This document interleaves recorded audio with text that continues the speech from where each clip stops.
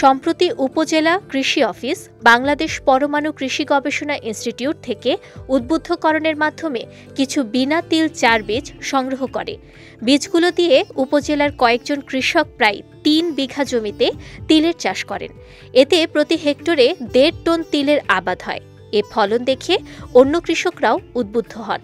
চলতি বছর প্রায় ১ হেক্টর জমিতে তিলের চাষ হয়েছে। এতে ভালো ফলনের আশা করছে স্থানীয় কৃষি বিভাগ। সাধারণত ভোজ্য তেল হিসেবে চাষ করা হয় তিল। এছাড়া রূপচর্চার ক্ষেত্রেও তিলের তেল ব্যবহার করা হয়। আমি সহ আরো ৩ ভাই ক্ষেত করছি, আরো অনেকে ২% ৫% এমনে করছে। আমি তেলটা ভালো, আমি নিজেও খাইছি এবং আগামী বছর আরো অনেকে করবো আশা করছে। আমাদের প্রতিবেশী ভাই কামাল ভাই তিল ক্ষেত করছে, তিলের ফসল খুব ভালো হয়েছে।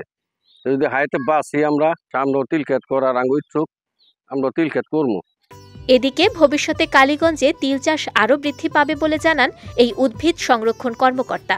এবছর আমরা প্রণোদনা কর্মসূচির আওতায় কৃষকদের মাঝে তিল বীজ বিতরণ করেছি এবং আমাদের পরামর্শ অনুযায়ী তারা করে অনেক লাভবান হয়েছে, তিলের উৎপাদনও ভালো হয়েছে। তো আশা করা যায় আমাদের এই তিলের চাষাবাদটা আগামী বছর আরো বৃদ্ধি পাবে। অন্যদিকে এবারই হেক্টর প্রতি ভালো তিলের ফলন পাবেন বলে আশা করছেন এই কৃষি কর্মকর্তা। বিগত কয়েক বছরে কালীগঞ্জ উপজেলায় তিলের আবাদ ছিল না বললেই চলে।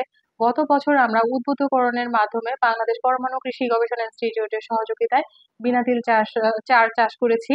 এবছর কালীগঞ্জ উপজেলায় প্রায় ১ হেক্টর জমিতে বিনা তিল চাষ করা হয়েছে। তিল সাধারণত রবি এবং খরিফ ২ মৌসুমে চাষ করা যায়।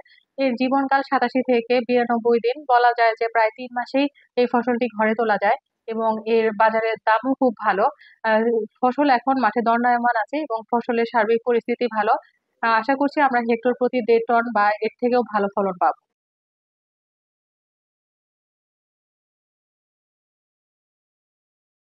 জমিতে তিল চাষ করে কৃষক ফসল ছাড়াও নানা উপকার পেয়ে থাকেন। একই জমিতে কয়েক বছর তিলের আবাদ করলে অন্য ফসল আবাদ করতে রাসায়নিক সারের প্রয়োজন হয় না, এমনটাই জানান কৃষি সংশ্লিষ্টরা। বিজয় টিভি নিউজ ডেস্ক।